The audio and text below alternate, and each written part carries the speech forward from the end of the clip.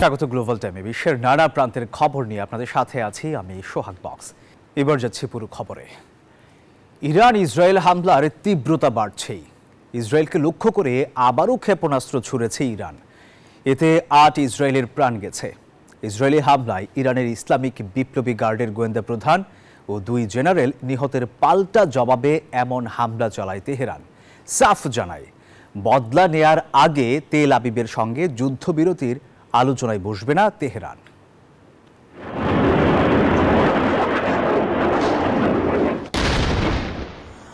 রাতের আকাশ আলোকিত করে আবারও ইসরায়েলে দফায় দফায় হামলা চালিয়েছে ইরান। বন্দরনগরী হাইফা, তেল আবিব এবং নেগেব বিমান ঘাঁটিতে আঘাত করেছে ইরানের হাইপারসনিক ক্ষেপণাস্ত্র। ঘটে হতাহতের ঘটনা। একের পর এক জেনারেল হারানোর পর এবার ইরানের বিপ্লবী গার্ডের গোয়েন্দা প্রধান এবং সামরিক বাহিনীর ২ জেনারেলকে হত্যা করেছে ইসরায়েল। হামলা অব্যাহত রেখেছে ইরানের গুরুত্বপূর্ণ স্থাপনাগুলোতে। মধ্য ইরানের ক্ষেপণাস্ত্র ঘাঁটিতে একাধিক বিমান হামলা চালিয়েছে ইসরায়েল। এমন অবস্থায় ক্ষোভে জ্বলছে ইরান। যুদ্ধবিরতির সম্ভাবনা উড়িয়ে দিয়ে পূর্ণ প্রতিশোধের ঘোষণা দিয়েছে তেহরান। আপনারা যেখানেই লুকিয়ে থাকুন না কেন আমাদের নিশানা ঠিক খুঁজে নেবে। ইসরায়েলিদের বলছি, আপনারা এই নরক থেকে নিরাপদে সরে যান। আর দেশ কঠিন সময়ের মধ্য দিয়ে যাচ্ছে বলে ইসরায়েলিদের সতর্ক করে ইরানে হামলা জোরদারের ঘোষণা দিয়েছেন বেনিয়ামিন নেতানিয়াহু।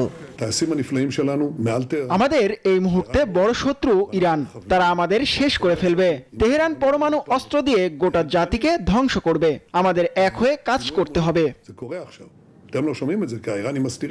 তবে ট্রাম্প মনে করছেন খুব দ্রুত একটি সমাধানের পথে এগিয়ে যাবে উভয় দেশ।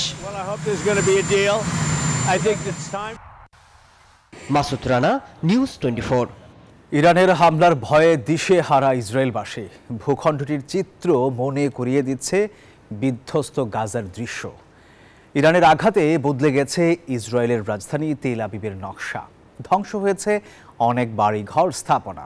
অনেকেই আশ্রয় নিয়েছেন বাংকারে। এদিকে এরই মধ্যে কেউ ছাড়ছেন দেশ। পাখির চোখে ধারণ করা ধ্বংসযজ্ঞের এই দৃশ্য গাজার নয়, এটি ইসরায়েলের।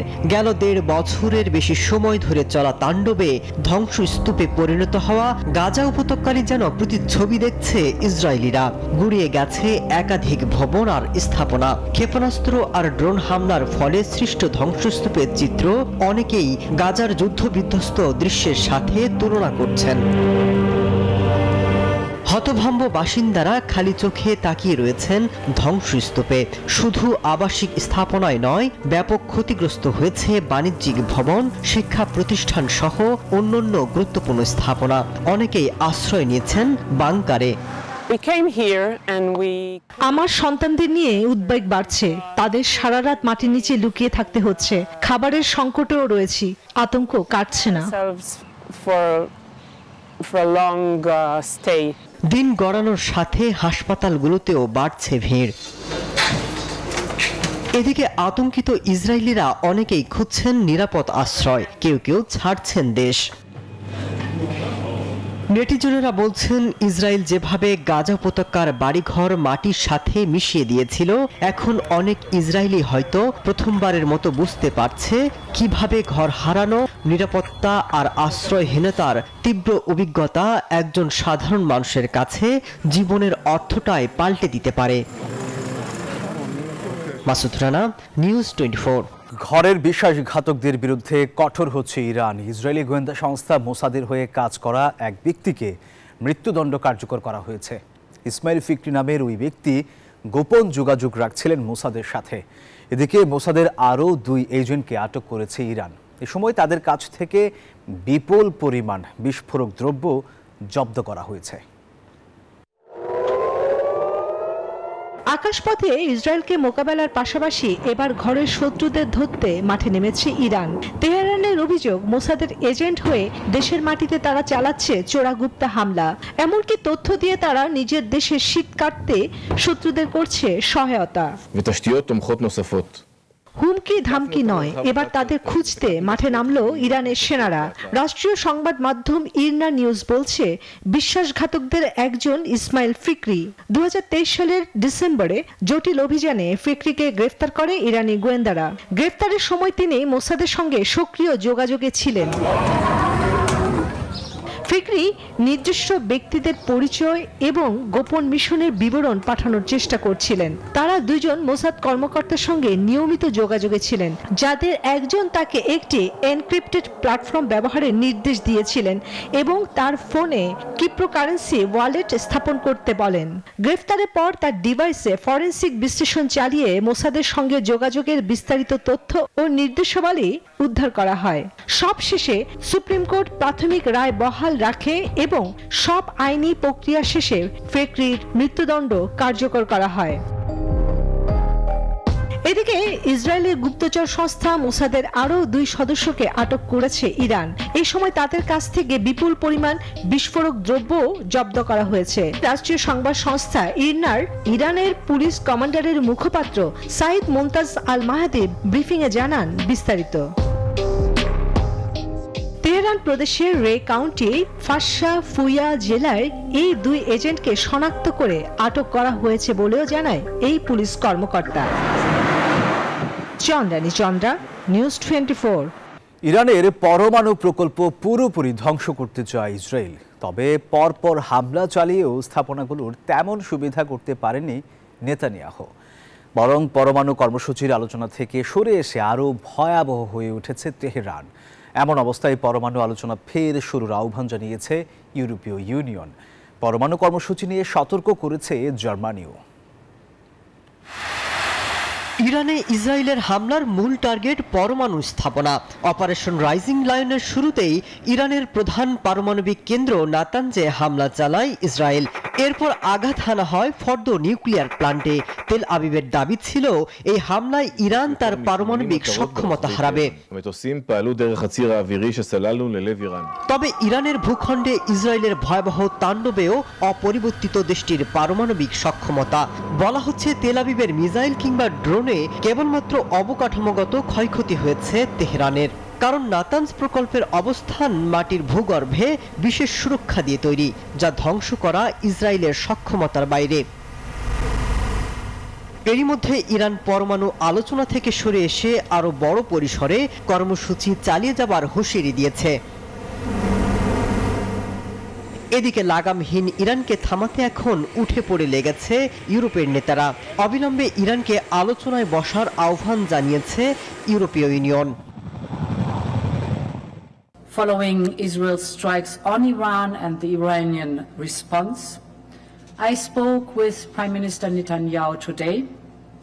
I reiterated Europe's commitment to peace and stability in the Middle East.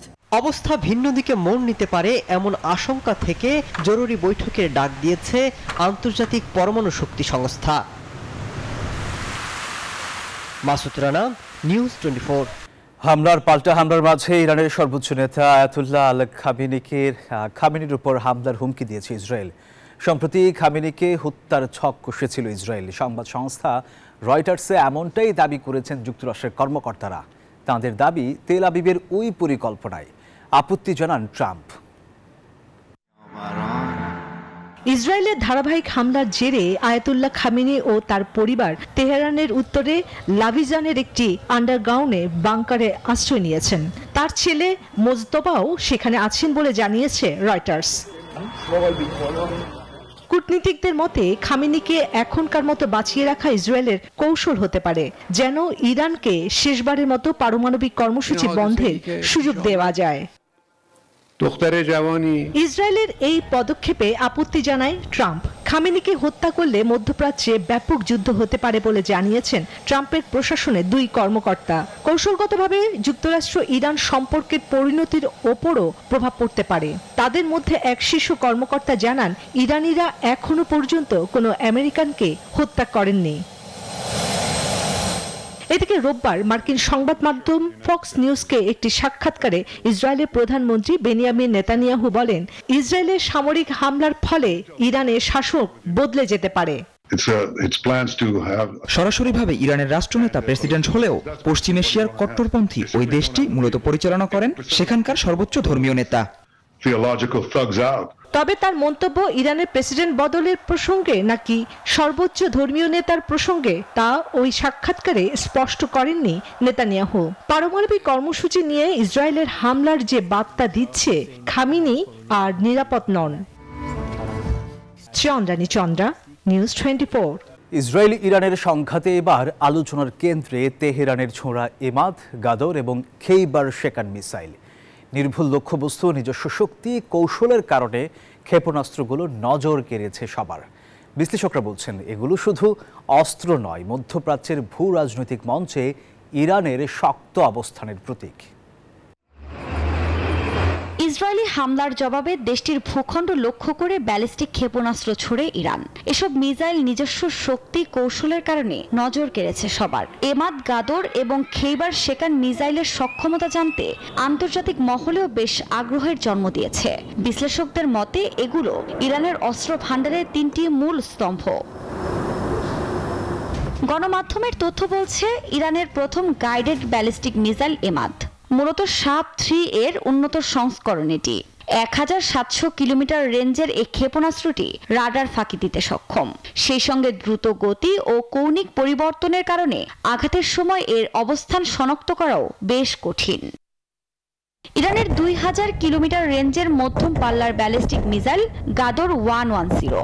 দেশটির প্রতিরক্ষা দপ্তরের তথ্য মতে এটি একাধিক ধরনের ওয়ারহেড বহনে সক্ষম এবং যুদ্ধক্ষেত্রে কৌশলগতভাবে ব্যবহারযোগ্য। দেশটির সবচেয়ে আধুনিক ও ভয়ঙ্কর ব্যালিস্টিক মিসাইলের মধ্যে একটি হচ্ছে খেইবার শেকান। প্রায় 1500 রেঞ্জের ক্ষেপণাস্ত্রটি দ্রুত মোতায়েনযোগ্য। এটি ব্যবহার করা হয়েছে ইসরায়েলি বিমান ঘাঁটি ও রাডার স্থাপনার মতো স্পর্শকাতর জায়গাগুলোর জন্য। বিশ্লেষকরা বলছেন এই ক্ষেপণাস্ত্রগুলো শুধু অস্ত্র নয়, বরং মধ্যপ্রাচ্যের ভূ রাজনৈতিক মঞ্চে ইরানের শক্ত অবস্থানের প্রতীক। আফরিন মৌ, নিউজ 24। ইসরায়েল ইরান সংঘাত ও চলমান বৈশ্বিক বাণিজ্য বিরোধের মধ্যেই কানাডায় বসেছে G7 সম্মেলন। এই আসরে যোগ দিতে রকি পর্বতমালায় একত্রিত হয়েছেন গোষ্ঠীটির সদস্য দেশগুলোর শীর্ষ নেতারা। স্থানীয় সময় রোববার ইসরায়েল ও ইরানের মধ্যে উত্তেজনার মধ্যেই এই সম্মেলন শুরু হয়। সম্মেলনে ইসরায়েল ইরান সংঘাত বিষয়টি গুরুত্ব পেতে পারে বলে ধারণা করা হচ্ছে। এবারের সম্মেলনের আয়োজক কানাডা। কানাডীয় প্রধানমন্ত্রী মার্কি কার্নি জানান, প্রেসিডেন্ট ট্রাম্পের সঙ্গে মত পার্থক্য থাকায় সম্মেলন নিয়ে কোনো যৌথ বিবৃতি দেওয়া হবে না, যদিও এই বিবৃতি G7 এর দীর্ঘদিনের ঐতিহ্য।